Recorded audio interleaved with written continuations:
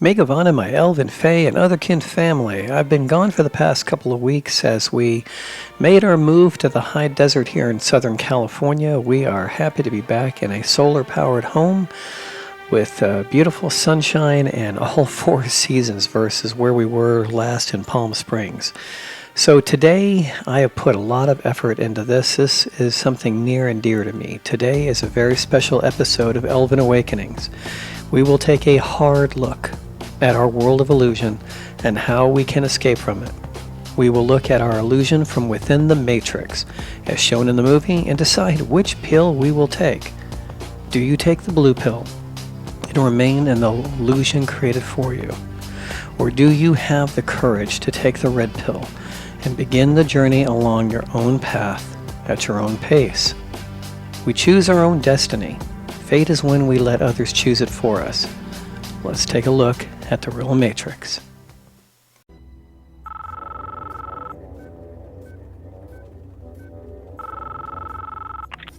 I know you're out there. I can feel you now. I know that you're afraid. You're afraid of us. You're afraid of change. I don't know the future.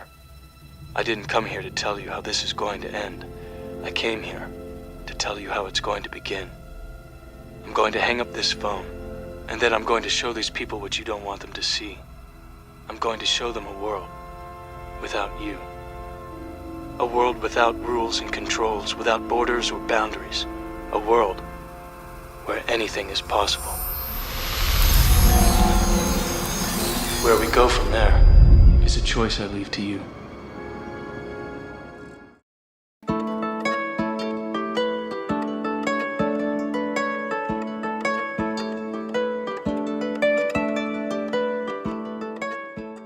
Megavanan, and welcome my friends to Elven Awakenings, chatting with the Elven Scholar. And now, to your guide to all things Elvish, Dr. Erendil Spindelellis, the Elven Scholar. Once upon a time in a forest rich in pine and oak lived a young elf. He lived amongst his neighbors who were clothed in fur and feather, and found joy and peace with each sunrise, and silence in the evening light of the stars. He spent his days communing with his woodland brothers and sisters, and the nights in contemplation and meditation. Light shone upon him unstained from the mortal world, and he was happy. But as time passed, he became more aware of the land outside, filled with fear and despair, and he knew his time of living in the gentle woods was coming to an end, and his journey as a teacher was upon him. When the morning sun found him again, he walked out of the forest with nothing but the clothes on his back and strode into the land of man, to teach and to be taught. For it is the way of all teachers that the student so often will be the better master. This is my story, and it is true. My name is Erendil, and I am the Elven Scholar. Do you want to know what it is? The Matrix is everywhere. It is all around us. Even now, in this very room. You can see it when you look out your window or when you turn on your television. You can feel it when you go to work, when you go to church, when you pay your taxes. It is the world that has been pulled over your eyes to blind you from the truth. What truth? That you are a slave, Neo. Like everyone else, you were born into bondage, born into a prison that you cannot smell or taste or touch.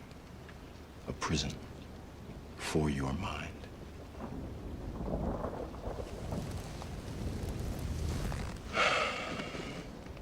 Unfortunately, no one can be told what the Matrix is. You have to see it for yourself.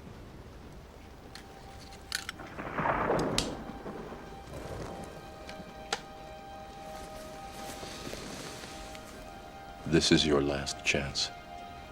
After this, there is no turning back. You take the blue pill, the story ends, You wake up in your bed and believe whatever you want to believe.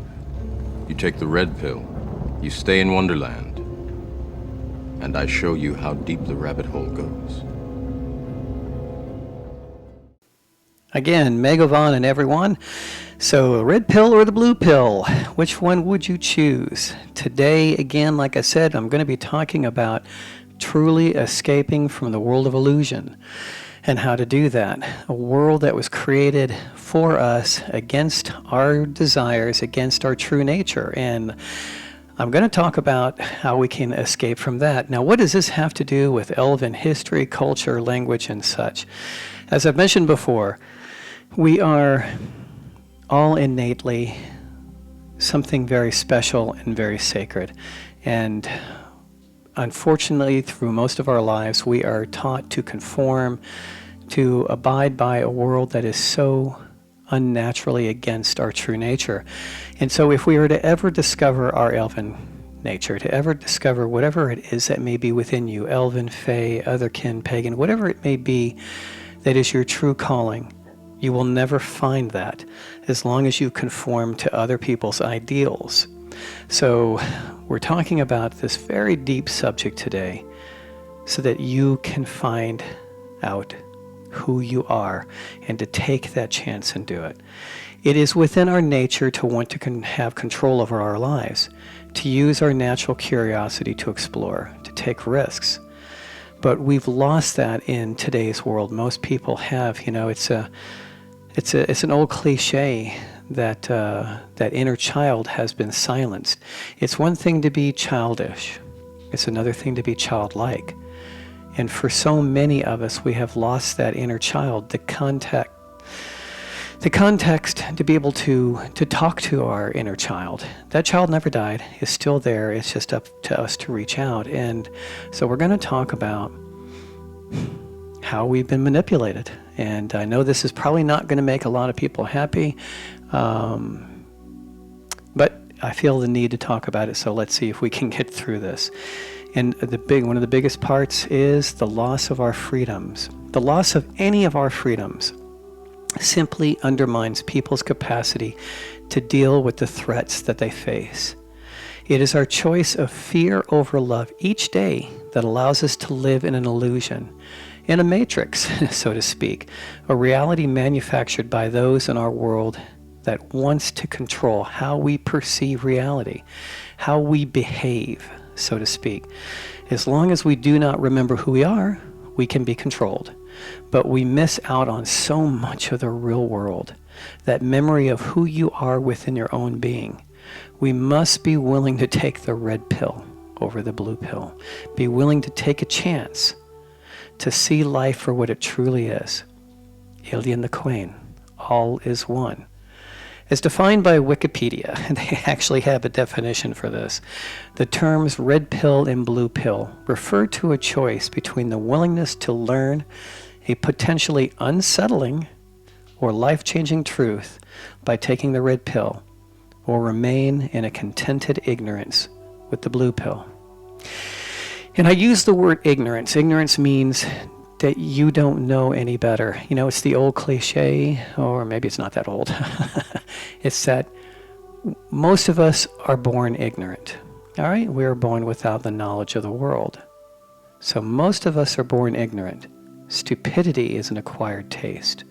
It's up to you that once you learn the truth, do you proceed with it, or do you go back into that comfortable illusion that will forever keep you from knowing who you truly are and never experiencing life to its fullest? Do you take the chance to say no to the seeming world you live in and to take an honest and open look at your true self? All right? So, again, that's what we're going to talk about today. So I hope this does not offend anyone. This is simply my perception of how we look at life, how it has changed over history. And as the days and the weeks and the months and the years go by, we're becoming more and more manipulated to where we don't have that childlike curiosity anymore, the openness to be able to look at life from another angle. Einstein, I think I mentioned this before, People would say to Einstein, "You're such a genius." And he'd go, "No, I'm not." He said, "I actually didn't try to memorize all this stuff." He said, "All I've done is just taken a moment and looked at something from another angle." And that's all I'm asking you to do, is to look at your reality from another angle and maybe see that you weren't living at all. It's one thing to survive. It's another thing to live. Today, humans have less to fear, no matter what they may call it. Humans have less to fear from pandemics, wars, starvation, etc. than in any other time in history. Yes, this is a very dangerous world, full of wars. I mean, certainly nowadays, and there's starvation, and there are some pandemics out there, but nothing like what humans used to live in. All right. As I said, yes, today they are yet more afraid than ever before, living in a culture steeped in fear, as presented by the government, the media, neighbors, and even family are being told, are telling you, this is a horribly dangerous world. And it can be, absolutely. But watch the History Channel sometime. Go watch the Last Kingdom and watch some of those worlds and see what it was like to live back then. All right, and compare it to now, where you are secure inside of your little home with your iPhones and your internet. And tell me how you live dangerous compared to before. People today, they are encouraged to look at the possible dangers rather than the positive sides of life itself. People, unfortunately, have become so soft in their current lifestyles with technology and now feel they have more to lose. All right. Risk used to be taking a risk, taking the chance to look at life from a different angle. Risk used to be honored and encouraged. This is how humans have advanced, but now it has been taken on in a negative connotation. Today, the risk taker, instead of being celebrated, they are now called foolish, selfish, and ridiculed. While hope existed more plentifully in the past, it is now in short supply as people begin to fear they have no control over their lives. So people are walking around with very little danger in their lives, and yet are now more afraid of danger than they ever used to be before. They seem to feel they have a whole lot more to lose. All that comfort. In the past, the world was so dangerous. Many felt they had nothing to lose by taking risks to give themselves the chance to better their lives. I mean, what have they got to lose? They have no food, they have no shelter, they're being enslaved. What have I got to lose? But today, people's lives are so cushioned, they're willing to accept loss of freedom and such in order to hold on to their culture. What's all that got to do with finding your inner nature? As long as you live by other people's mandates, by other people's realities, you never take time to look at your own. The more safety rules there are, the more unsafe humans feel. It used to be that, okay, I knew that my neighbor might be dangerous, or that king or that ruler over there might be dangerous. All right, so I knew the dangers. But nowadays, people are afraid of everything, just about. The more rules that humans feel they must live in an inherently unsafe world. It is said that people have there today, and I think the United States is the number one, has more laws than any other country on earth. And it's been said that you can tell the character of a nation by the number of laws it has. In other words, people are not being self-sufficient, are not being self-reliant. The more rules and restricting freedoms and exploration, all right, helps people to feel that they are incapable of making their own decisions, that they need the government to make these decisions for them. One of my favorite authors of all time is Ralph Waldo Emerson, and I'm going to play a short piece here. I'm going to take a moment out. It's about 6 minutes, and this is from an amazing YouTube channel called Academy of Ideas, where they are not trying to be politically motivated. They are simply talking about the nature of humans and how humans make certain decisions for their security and lack of freedom, and in order to feel like they're in a safe world, which of course is not true. So it's a wonderful, only about 6 minutes piece on how we can become more self-reliant and how we get into the situation to where we are willing to give up that for a false sense of security. I hope you'll take the time and listen to this, and maybe go check out their YouTube channel as well, Academy of Ideas. So if you will, let's take a few minutes out and let's hear a little bit about self-reliance. And that, of course, helps us find out who we are. It is easy in the world to live after the world's opinion. It is easy in solitude to live after our own. But the great man is he who in the midst of the crowd keeps with perfect sweetness the independence of solitude. Self-reliance, of the type alluded to by Ralph Waldo Emerson in the passage just quoted, is not a capacity we are born with. Rather, it is one which must be cultivated. In our childhood, it exists as a dormant seed, but as we mature into adolescence, the first roots of it take hold. Whether the potential for self-reliance flowers or withers depends on the individual, but sadly in the modern world there are many forces impeding its development. The virtue in most request is conformity. Self-reliance is its aversion. In this video, we will examine why self-reliance is such an underdeveloped capacity. If there is one social institution most to blame for the lack of self-reliant individuals, the modern schooling system would be a prime candidate. Spending well over a decade of our most formative years in this institution, we are not encouraged to develop autonomy, but instead trained in the art of obedience. We are not taught to explore, criticize, question, and play with ideas, but memorize and regurgitate the dogmas of the day. This indoctrination leads many down a lifelong path of dependency and servitude, and impedes the progress of even the most promising young minds. Our mind moves only on faith, wrote the 16th century French philosopher Michel de Montaigne, being shackled and constrained to what is desired by someone else's ideas, a slave and captive under the authority of teaching. We have been so subjected to leading reins that we take no free steps on our own. Our vigor and liberty are extinct. Most never outgrow the influence of their schooling, rather, they remain submissive to the demands of others in various subtle ways. For example, they never stray far from the belief system imposed on them by the schooling system, nor their family, peer group, religious sect, the media, or the government, and thus perceive reality through a worldview that is not their own. As a result of ignorance, laziness, and cowardice, they prefer the certitude of psychological chains over the ambiguity and tension of freedom. Even when they have their own opinion, they don't voice it in the presence of others, but out of a fear of ridicule, keep it to themselves. Their desire for acceptance and the respect of others far outweighs their commitment to the truth and hunger to speak their mind. This timidity and refusal to speak what they feel to be true stunts the development of their mind and renders their character weak and scattered. Well, most men, wrote Emerson, have bound their eyes with one or another handkerchief and attached themselves to one of these communities of opinion. This conformity makes them not false in a few particulars, authors of a few lies, but false in all particulars.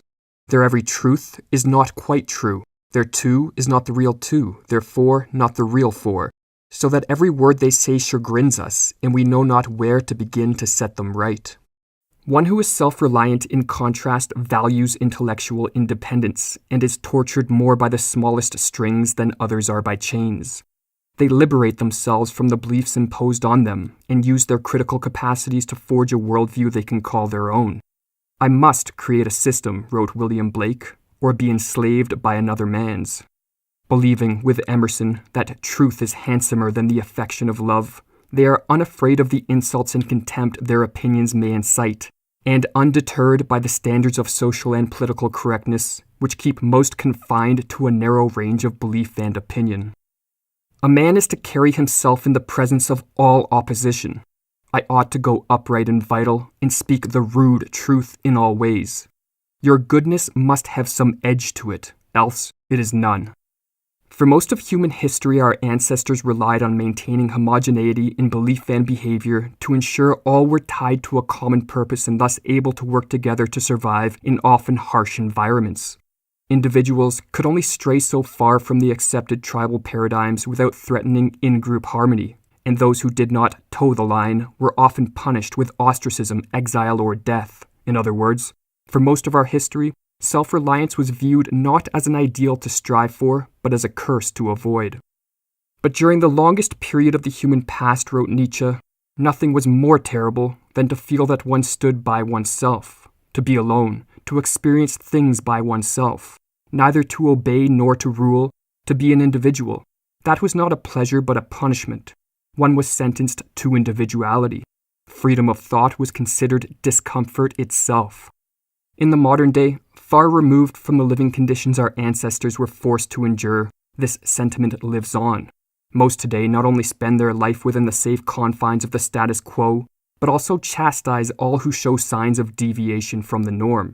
Therefore, those who choose to proceed upon the path of self-reliance must be prepared to endure hardship.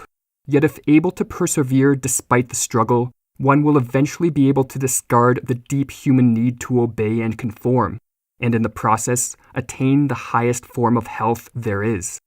The individual, wrote Rudyard Kipling, has always had to struggle from being overwhelmed by the tribe.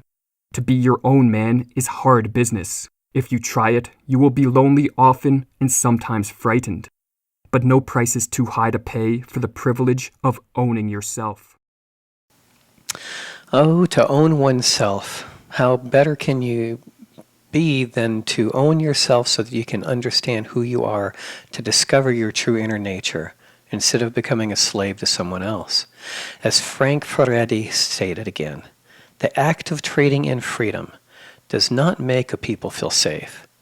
It heightens people's awareness of their lack of control over their lives, and thereby enhances their sense of insecurity.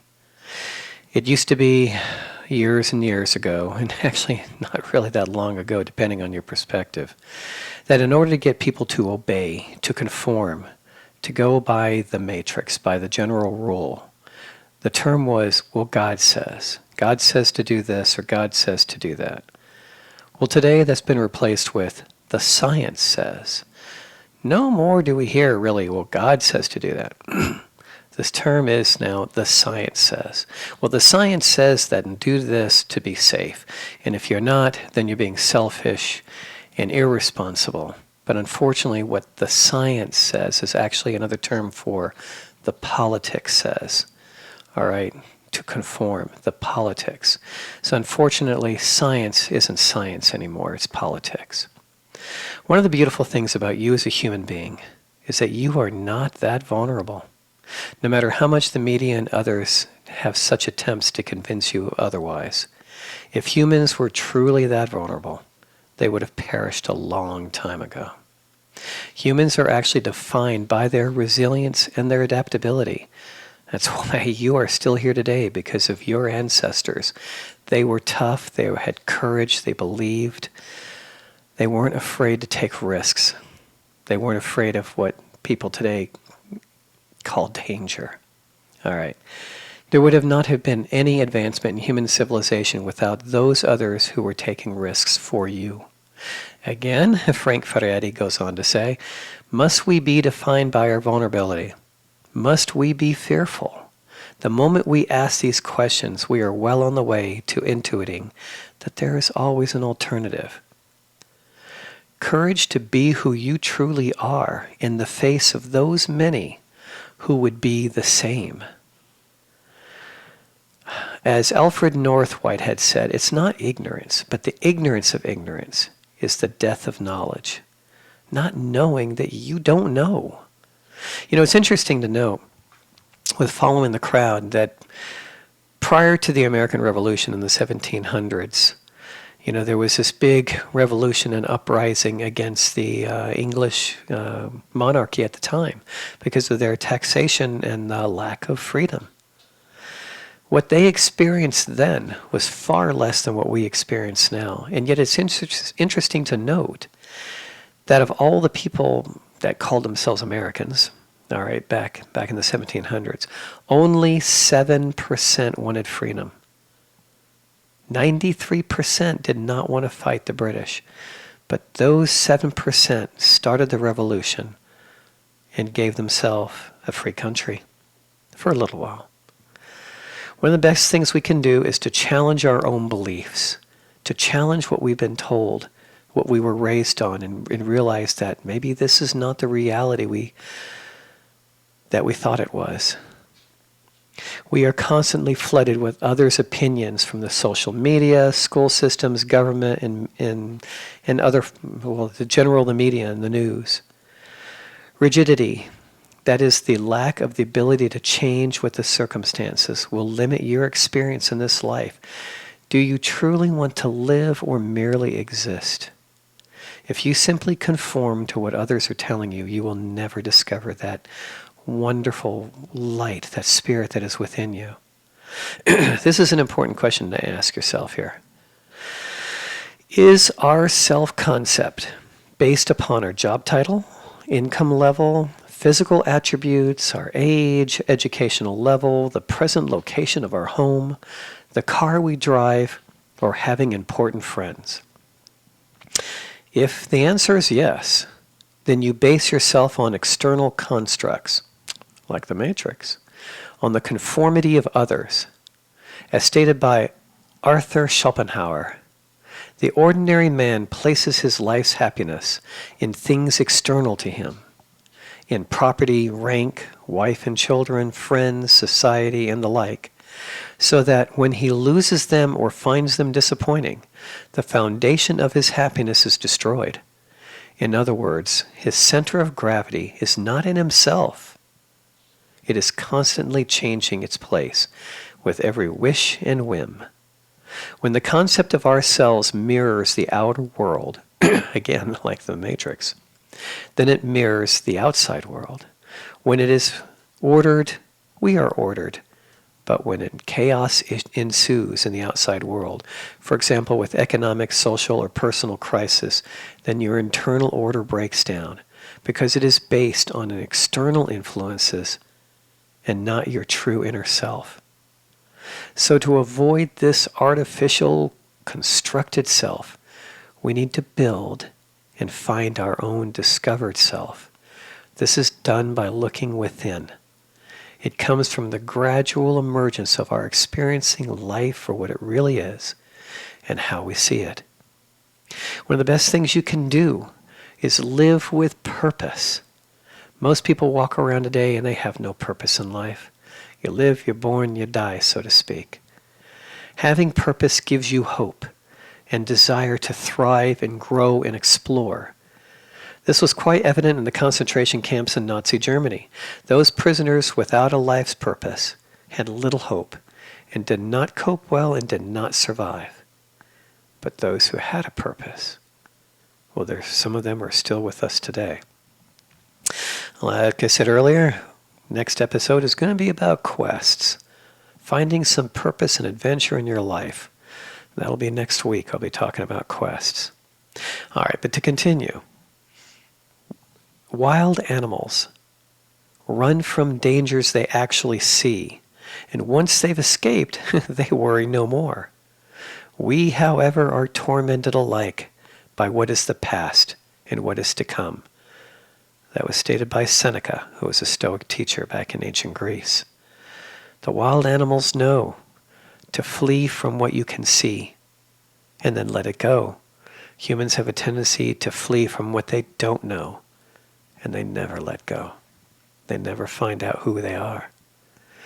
The more we live in a world of thought, the more we tend to live in an abstract world that is removed from and has a gap between it and the real world of nature. Alan Watts. The more we separate ourselves from nature itself, the more we live in just constantly thinking, the more separate we live, and we live in an abstract world, and that doesn't exist. Most humans are never fully present in the now because unconsciously they believe that the next moment must be more important than this one. But then you miss your whole life, which is never now. That's by Eckhart Tolle. For the one who has conquered the mind is the best of friends. But for the one who has failed to do so, his mind will be his greatest enemy. And that was stated by Bhagavad Gita. Bhagavad Gita. All right, so in other words, think less. We can overthink, we can over-abstract the world, and instead of just living in the now, just become quiet. Let that inner light shine through and let that inner voice shine through. There was a term for humans, that they are a god in the ruins, that they are a ruined god, that humans have allowed themselves to become so displaced from who they are. Remember, if you want to escape the illusion of man's world, you must also be ready to create for yourself one that's in balance with the universe. And that starts from within you first. What is inside you will become manifest outwardly in time. Most are born into this world ignorant. Stupidity is an acquired taste. All right, and another wonderful phrase is reactivity is enslavement. Responsibility is freedom. Reactivity, in other words, how do you respond to other people? It's the old cliche. What people do to you is their karma. How you react is yours. I'm going to tell you a beautiful story about how easy it is to take the blue pill, to follow the crowd.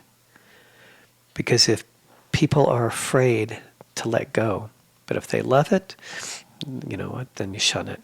Okay, so this is a story. This is actually true. It was back in 1967. It was a teacher. Some of you probably are familiar with this, Ron Jones. He was a 25-year-old social studies teacher in Palo Alto, California. And he set out to teach his 10th grade students about the events leading up to the Holocaust, because he found that many of them couldn't get over the question of how ordinary Germans had been coerced into complicity with the regime. In other words, how easy it was for them to give up who they truly were and to follow the crowd, to follow the matrix. Jones, by all accounts, was a charismatic, well-loved, cool teacher. All right, remember, this was back in 1967. And he decided that the best way to teach his students how easily people could be swayed by fearsome leaders or be swept up by the ideology of the crowd was to demonstrate it. He stated to his class, we're going to do an experiment, a non-threatening experiment. Okay, he told his students that one day. And this was according to a former student. He began acting more stern than usual and unveiled a new set of rules by which he expected that they'd abide by in the classroom. It was jarring, but like any diversion from the monotony of high school, it was also fun at first. Jones says he thought the experiment would only last a day. But when he arrived the following day, all of his students were already sitting bolt upright at their desks. "Good morning, Mr. Jones," they said in unison, as they'd been told to do the day before. According to a former student, Jones did a double take. "Oh my gosh," he gasped. The experiment continued. All right. The first few days, it was called the third wave, was the game. We had lots of rules. We had lots of things we had to do, recalls one of Jones' former students in a 2011 documentary called Lesson Plan, The Story of the Third Wave. And you can actually see this on YouTube. They included saluting one another with a Nazi-style hand gesture, standing to ask questions which had to be posed in 3 words or less, and working on a nebulous project to eliminate democracy. Unity was central to the third wave's ethos, and the group made banners bearing their logo, which read, "Strength through involvement" and "Strength through discipline." The students were also prohibited from gathering in groups larger than 2, though a school newspaper at the time said there was like 3. The students were told that if they went along with the experiment, they'd get an A. If they tried to overthrow Jones in any way, they'd get an F. If they refused to participate, they would be banished to the library. Perhaps more importantly, Jones told them that participation in the third wave was all-encompassing. The rules applied in class and at school, but also outside of school and even at home. If you saw a fellow member and failed to salute them, you could be reported and tried. A conviction for breaking the rules would mean that you'd be sent to the library. That is, cast out of the third wave. You never knew who was going to come in the next morning and turn you in. All the lines of communication between students were broken down because of that, one student remembers. In a radio interview, a former student describes the climate of fear that was quick to develop among the students. Rumors on top of rumors. Sounds like today. Trust between students, even those who'd been friends, was quick to erode. The heavy emphasis on unity was undercut by the atmosphere of suspicion that Jones' expectations had created. By the fourth day, Jones felt he was losing control over the experiment. It attracted the attention of other students, and the movement had grown. There was even an active resistance to it. Jones decided it had to end. He announced to students that the third wave was part of a national movement and asked them to attend a rally the following afternoon, at which a presidential candidate would be announced. When the students arrived at the auditorium the following day, Jones unveiled a screen that was playing only static. After a few minutes of near silent squirming, Jones revealed to the students that they'd been part of an experiment in planting the seeds of fascism. He ended the meeting by playing a film about Nazism. In the crowd, some of the students were crying. They had realized what they'd done and how easy it had been to enter the matrix, to follow the crowd. So in the end, what is the matrix, and how does it affect my inner truth, my search for reawakening to who I am, to whether that be an elf or a fae or other kin, pagan or Christian, whatever is that inner calling that we all have? It is a truth that while you may think you have learned so much about others, about those other people in your life, the person you least understand is so often yourself. Take some time to learn about yourself. Go on a quest of self-discovery. School teaches you to be like all others, to conform to their ideals of a model citizen, a puppet for the masses. You may know your favorite color or movie star, what you look for in a mate, favorite food, or maybe a desirable vacation spot. But very few know how they feel about spiritual matters, characteristics that set up a strong code of ethics. Is there a God? And if so, how does that affect my life? Do I have a long-term goal for my life? What would I like to achieve? Do I have any concept of the meaning of life? Am I willing to address the tough questions about myself? The truth of a child of man is not found in the land of their birth, or the culture or society in which they were raised, but in their heart. Will you look beyond the worldview of everyone else around you and seek for your own personal answers and truths? Will you start upon your own quest for who you truly are, in spite of the naysaying of those around you? In the end, there is only the one light, the one mind, the fact that we are all of one essence, of one being, a unique and precious expression of the one light and source. It is not so much what you see in the outer world, that which is presented to the eyes, but that underlying truth, a light that permeates everything and shows us that anything is possible because everything is one. If I could, but for one infinitesimal moment, show you just who you are within, that special expression of the one light, that what you have been taught all your lives is but a dim shadow of the divine that exists because of you, you would realize what the world of man presents to you is but an illusion. You have been told you are weak and helpless and incapable of making the serious decisions in your life, and that you must have a guardian protect you and watch over your affairs. And in the process, you give up a little more of your soul each day. The currency for your false sense of security and safety is a piece of your rare and sacred spirit. You can choose the blue pill and remain in a world of illusion, secure in the knowledge that you will not need to make the important decisions, that someone else will do it for you, and in the process, squander one of the greatest gifts in this universe, the life of a human. Or you can take the red pill and join me for a wonderfully scary but wild ride in the depths and heights that life has to offer to those who dare to start the quest of self-discovery. I know what you're trying to do. trying to free your mind, Neo, but I can only show you the door. You're the one that has to walk through it. We're going to take a short break, and when we get back, it is story time and final thoughts. This is Elven Awakenings, chatting with the Elven Scholar on Heroes and Mortals Radio. Be right back. When you go to college, you expect the high halls and libraries filled with old books. But much has changed, and in today's world, online schools have exploded in popularity. Please join us at Lambingomor, the world's first online college with a nod towards Elven and humankind alike. With Lambingomor, you can start a new career or a new life in the holistic health field. Learn a new Elven language, study history and culture or the environment. We believe everyone deserves an affordable education with personalized attention.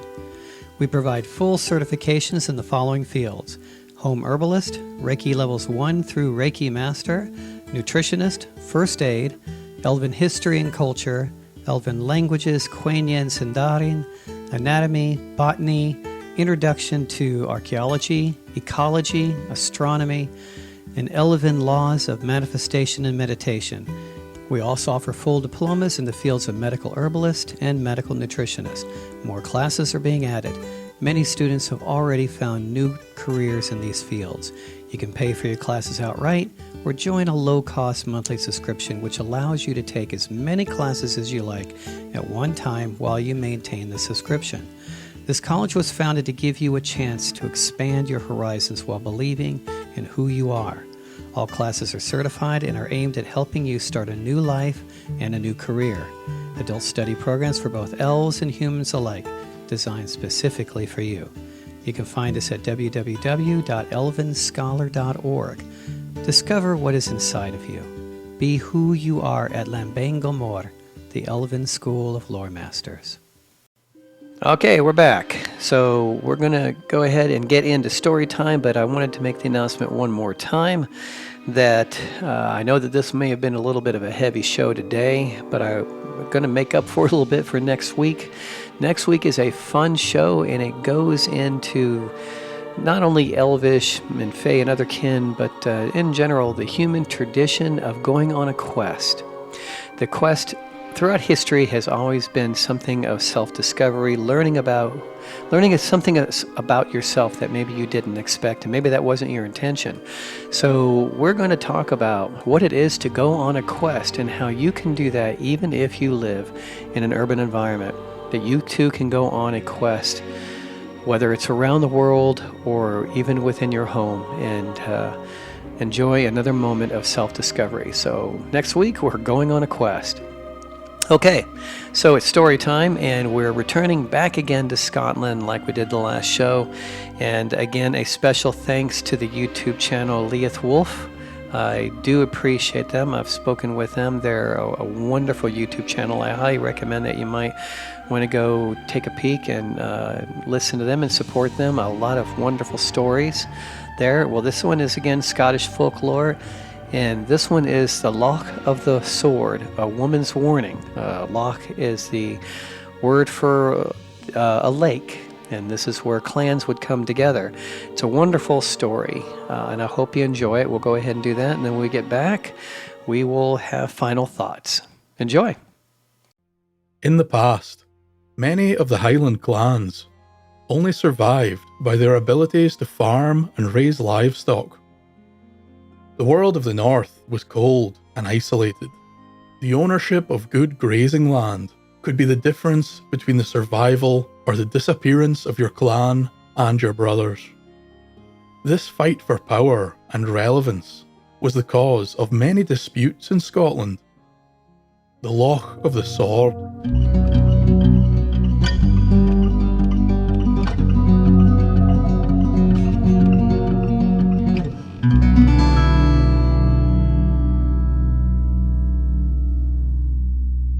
Laying at the intersection between the counties of Inverness, Perth and Argyll is a small yet important loch that we now know as Loch Ahuaich, or the Loch of the Sword. It was given this name over 300 years ago, when it became the meeting place between the chief of the Camerons of Lochiel and the Earl of Athol. At that time, the lands of Loch Aber, which lie to the west of the small loch, were owned by Clan Cameron, and in the east, the lands of Ranach were the property of the Earl of Athol. It would seem that both men believed that the loch and the grazing lands around it belonged to them. For many years, neither man would give in. All manner of settlements were attempted. Great chiefs from other powerful clans offered to mediate a deal, but the men would not move. Eventually, this led to war, and on many occasions, the small loch would be red with Scottish blood, as neither side gave way. But there came a time when both Lochiel of Cameron and the Earl of Athol had grown weary of the continual warfare and death of their clansmen. So it was that a meeting was arranged between the resolute men. They were to meet upon a certain day by the small loch. Both were to come alone and endeavour to arrive at a peaceful solution. When the day arrived, Lochiel of the Camerons left early in the morning and made his way eastwards towards the small loch all alone. Walking through the heather, the man came upon an old, crooked woman heading in the opposite direction. As the two passed each other, the crone's hand pounced upon Lochiel's arm. Pulling the tall man down to her level, the crone called, "Far are your men, Lochiel?" A little shocked by the woman's forcefulness, the man withdrew his arm and said, "Haud your peace, woman. I've nae need for men a-day. I travel to the wee loch yonner, where Athol has agreed to meet me on his ain." With this said, the bold Cameron continued walking, but the crone would not be so easily pushed aside. With haste, she limped after the man and grabbed at his plaid. This time, with a look most urgent, the woman told Lochiel that if he went to the meeting alone, he would never return, and this land would then belong to Athol. Releasing the chief, the woman walked away, but called back, "Far are your men, Lochiel. Find your men." The Cameron chief was not happy with this. He had agreed to meet Athol alone, and was a man of his word, but he dared not ignore the crone's warning. Lochiel turned about and ran home to collect a bodyguard of 80 warriors. He told them to follow at a distance, and when he arrived at the loch, the men were to hide in the heather and bracken, only to appear if given the signal, a loud whistle from Lochiel. For the most part, Cameron did not intend on summoning his men. They were only there as a precaution. So in the course of that day, a time would arrive when Lochiel, chief of Clan Cameron, would stand face to face with the Earl of Athol, overlooking the small loch on the county border.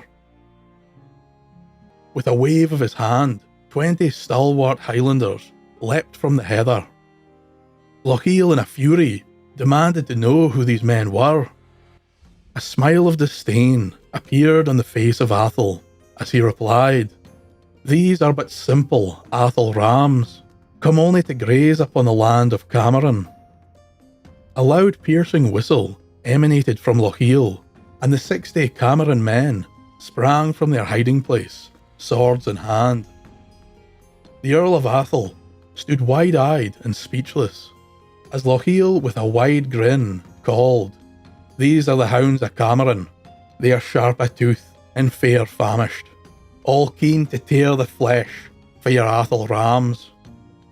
At this, Lochiel drew his own sword and demanded that Athol renounce his claims upon the land, for not much longer would he hold at bay the hounds of Cameron. Athol knew he was outwitted and defeated. Without further delay, he agreed to the terms, and as a sign of his commitment to the new agreement, Athol drew his sword, kissed the shining blade, and threw it into the loch. He declared that as long as the blade remained hidden within the loch, these lands belong to Clan Cameron. It is in this way that the loch where the brave men met came by its name. All thanks to the foresight of one mysterious woman, the Clan Cameron still hold the lands by the Loch of the Sword. Interestingly, this is not the final appearance of the sword. Over 200 years later, in 1812, a young boy was out fishing in that very loch. It was a warm summer's day. The boy had been there for some hours and was yet to catch anything. He decided to take one final cast, and to the boy's amazement, it would seem something had taken the hook. Oddly, his catch did not fight back, but did seem to be of some weight. Eventually, the boy pulled from the loch an old basket-hilted claymore. Unfortunately for the boy, it was deemed too dangerous of an artifact to leave in his possession. Instead, it was given to a local minister, who kept it in the church. At least that was the case, until the boy's story found its way to the new Lochiel of Clan Cameron. A great panic was spread through the clan when they found that the sword had been recovered. It was said that many an old Cameron began to prepare swords and pistols on that day. But fortunately, by this time, the hostilities between the clans had settled, as Scotland concentrated on a much worse enemy. The Camerons took the sword from the minister, and in a great procession, they marched the artifact back to the loch, and once again cast the blade into the loch of the sword. That was the last known appearance of the blade which belonged to the Earl of Athol. So to this very day, the claymore still lies at the bottom of Loch Awaiyach. Deep in the forest is a place filled with artifacts of an age gone by, a time when elven and fairies and all those of other kin knew who they were and remembered our mythic past. It is our pleasure here at Elven Artifacts to present some of those memories. With the rising cost of so many things today, it is becoming harder to find those precious gifts that pass along an air of myth and magic to our homes and to our individual lifestyles. Within this store, you may find that one particular treasure that reminds you of your gentler past, something to help grace your home with our memories. It is our goal to keep everything priced in such a way that makes it available to as many of our gentler folk as we can. Through the magic of 3D printing, we are able to offer them at a greatly reduced price. We are including Elven, Fairy, D&D, and other kin products such as statues, wall plaques, bathrooms, kitchenwares, musical instruments, smartphone accessories, clothes, and so much more. In keeping with our Elven traditions, all items are made from eco-friendly biodegradable materials. The plastic is made from sugarcane and bamboo. You're also welcome to customize your own artifacts. One of the most important features of this store is the ability that allows you to customize an item. You can have your name written in your language or in Elven, and even customize the images placed on the items. Please let us know what you're interested in designing, and we will try and help you again at an affordable cost. So please feel free to look us up at elvenscholar.org/store, and we'll do our best to help you find those memories that remind us of our true inner nature. Namarie. All right, it is time for final thoughts, and I'm going to kind of stay with the theme that we did today, just a little slight diversion. This is another story from Dare to Do Motivation, a wonderful YouTube channel, actually one of my favorites. Wonderful stories with a meaning, with a moral to it, something maybe to teach us in a really gentle way. And this one is about a man that a king meets along the side of the road. Very, very, very poor beggar. Doesn't seem to have 2 sticks to be able to rub together. And the king notices that he is always joyous, always happy, always blissful. And the king, of course, is miserable. So anyway, the story is going to go into about what this beggar teaches a king. And it teaches us something about what we talked about earlier today, You can live in illusion and live by other people's standards to conform and do what they say, to accept their worldview, or you can go, you know what? Life is a whole lot simpler than they make it out to be, and I can be happy with very, very little in my life, just simply living in the now. I can step out of the illusion and just simply be who I am. And I don't have to please anybody. I don't have to meet other people's standards. Because in the end, this life was your gift, not their gift to you. It was your gift, and it's your decision on how you live it, and to step out of the illusion and just be happy. All right, so I hope you enjoy it, and then we will be right back after this. It's, again, from Dare to Do Motivation. A beautiful story. Enjoy.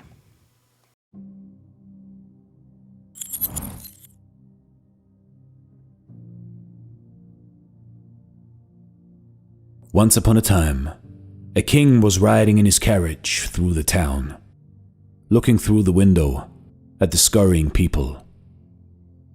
Suddenly he saw a lonely man sitting in the middle of the crowd, who was smiling and looking happy about something. This man was dressed poorly, and except the saucer for handouts and the road script, he had nothing else besides him. The king rode past him and soon forgot what he saw. After a few days, the king had to go the same way again, where he saw the same man again, completely happy, dozing with blissfully closed eyes. The next day, the king chose the same way on purpose, to see if this man would be in his place.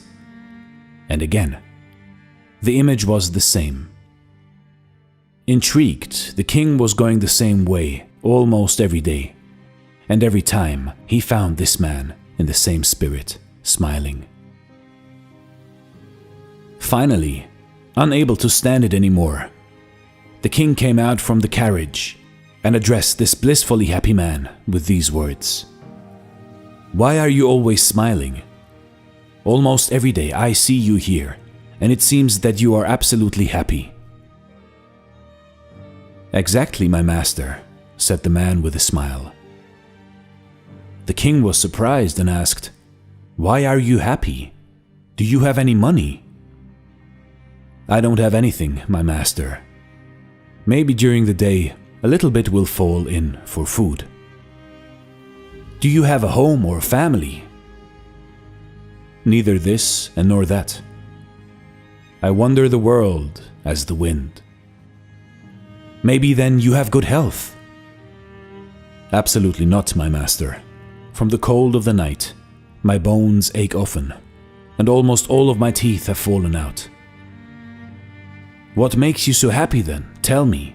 Maybe your recipe for happiness will be useful to me. I have everything, but I am unhappy." "You see, God never sends more challenges for one person that he can't handle, and burdens a person only with those circumstances which at that moment are most useful for his development. The circumstances in which the person is the place for spiritualization. I accept that the best thing for me now is what I am, where I am, and what is happening with me. I accept it with gratitude and a smile, if necessary with resistance and patience, and if possible, I try to understand what God is trying to say to me with it, and in which direction should I move with my development. The realization of it doesn't make me absolutely happy, but I have a clear horizon opening in front of me, free from the rainy curtains, and filled with the sunny light of awareness. You see, in life, in your life, stop for a moment, whatever you are doing, wherever you are in your life, and let in the sunny light of awareness. Are you aware of what your problems are at the moment, what your challenges are at the moment? and what circumstances you find yourself in at this moment, close your eyes and understand what life is trying to tell you and in what direction you should move. Meditate and listen inwardly, and your life will become clear to you. Meditate, and your life will become clear to you. So true, and all they're really trying to tell you is to be quiet, to let go of all the outside noise and all the chattering that's going on, and just find a quiet space within yourself, so that eventually those voices that are constantly clamoring at you will eventually go away, and all you'll hear is that one still small voice, and your life will become clear to you. You'll be able to step out of the illusion and remember just who you are and live the kind of life you want. The problems and challenges that seem to appear to you as, again, more problems or obstacles are really challenges and opportunities. And that's another reason why we're going to do a show next week on quests. Let's all go on a quest together, and maybe we can figure out who we are and remember who we are. All right? Okay, as always, thank you for listening, my friends. And until we are together again next week, may you all be blessed by the elves. My name is Dr. Erendil Spindalelis, and I am the Elven Scholar. Namarie.